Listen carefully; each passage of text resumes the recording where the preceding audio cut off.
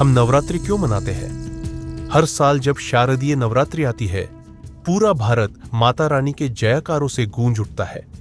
लेकिन क्या आपने कभी सोचा है, आखिर हम नवरात्रि क्यों मनाते हैं? देवी के 9 रूपों की पूजा करने का क्या रहस्य है?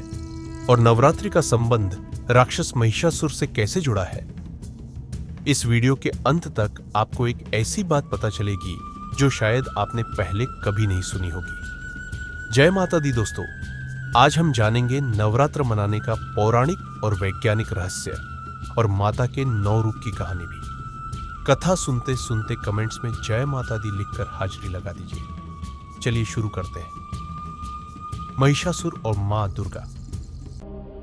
प्राचीन कथाओं के अनुसार महिषासुर नामक असुर को ब्रह्मा जी से वरदान मिला था। कोई भी पुरुष देवता या दानव उसे नहीं मार सकता।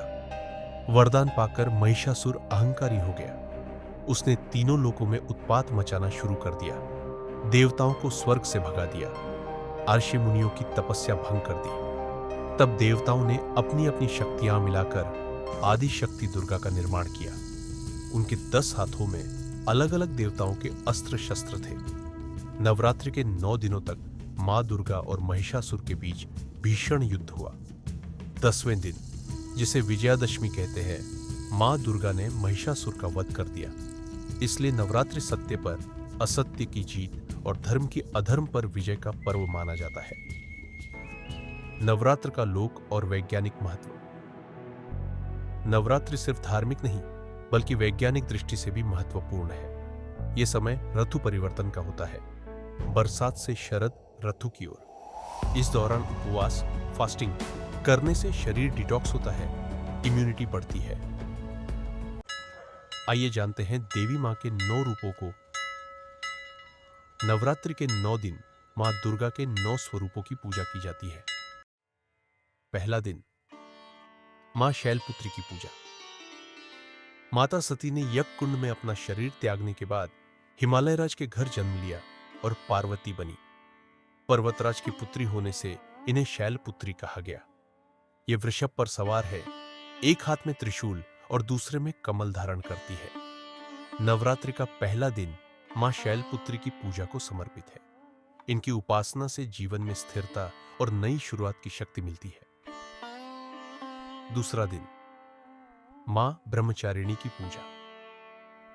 पार्वती जी ने भगवान शिव को पाने के लिए हजारों वर्षों तक कठोर तपस्या की।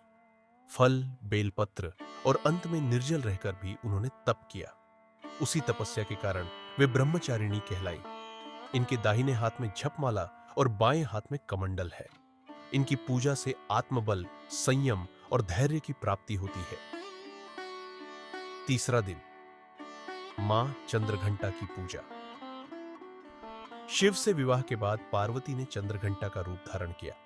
इनके मस्तक पर अर्धचंद्र है और इनकी दिव्य घंटा की ध्वनि से असुर कांप उठते हैं। मां चंद्रघंटा भय से मुक्ति और शत्रुओं से रक्षा करती है। इनकी पूजा से साहस और शांति मिलती है। चौथा दिन, मां कूष्मांडा की पूजा। जब सृष्टि अंधकार में डूबी हुई थी, तब देवी ने अपनी मुस्कान से सूर्यमंडल का निर्माण किया। इसलिए इन्हें सृष्टि की जननी कहा जाता है। इनका निवास सूर्यमंडल में माना जाता है। इनकी पूजा से जीवन में ऊर्जा, स्वास्थ्य और पॉजिटिविटी आती है। पांचवां दिन, मां स्कंद माता की पूजा। यह कार्तिकेय स्कंद की माता है। इन्हें अपनी गोद में बालक स्कंद के साथ पूजा जाता है। मां स्कंद माता की कृपा से भक्त को परिवार में सुख, शांति और करुणा की प्राप्ति होती है। इनकी भक्ति से बुद्धि और भक्ति दोनों का विकास होता है। छठा दिन, मां कात्यायनी की पूजा। आर्षि कात्यायन के तप से प्रकट होकर इन्होंने महिषासुर का वध किया। मां कात्यायनी का स्वरूप तेजस्वी और युद्धप्रिय है। इनकी पूजा से शत्रुओं पर विजय मिलती है। विवाह योग्य कन्याओं के लिए इनकी आराधना विशेष फलदायी मानी जाती है। सातवां दिन, मां कालरात्रि की पूजा। मां कालरात्रि का रूप सबसे भयानक है, लेकिन ये भक्तों को शुभ फल देने वाली है। ये काले रंग की, खुले केश और विद्युत माला धारण करती है। शत्रु और नकारात्मक शक्तियां इनके सामने टिक नहीं पाती। इनकी पूजा से भय और संकट दूर होते हैं। 8वां दिन, मां महागौरी की पूजा। कठोर तपस्या से पार्वती जी का शरीर काला पड़ गया था।